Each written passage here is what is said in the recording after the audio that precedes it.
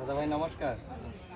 আপনাদের আসলে আপনারা এসেছেন তো আসছি আমি তো ঢাকায় থাকি। তো ঢাকা থেকে আপনাদের সব ভিডিও দেখেছি, আমার অনেক ভালো লেগেছে যে আমাদের বাড়ির পাশে এত সুন্দর একটা মন্দির রয়েছে, এত সুন্দর যে সবাই যাচ্ছে ওখানে ছবি তুলতেছে, ভিডিও করতেছে, ভিডিও যাচ্ছে। আমাদের বাড়িতেও আসছে আমার ছোটো ভাইয়ের। তো দেখার পরে আমার অনেক ভালো লেগেছে যে আমি এখানে এবার ছুটিতে গেলে অবশ্যই যাবো। তো আমি আজকেই ভোরবেলায় আসছি ঢাকা থেকে এবং কিছুক্ষণ রেস্ট নিয়ে আমি আমার ওয়াইফকে নিয়ে এখানে আসছি। দাদা ভাই এখানে এসে প্রসাদ গ্রহণ করছি, আমার কাছে অনেক ভালো লাগছে এখানকার পরিবেশটা এবং এখানকার মানুষের ব্যবহারও অনেক ভালো। আমার কাছে সব মিলে আর কি অনেক ভালো লাগছে।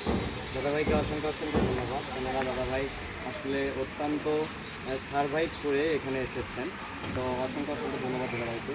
আচ্ছা, এই দাদা ভাইয়ের সাথে এখন কথা বলবো। দাদা ভাই আপনার নাম জানো কি?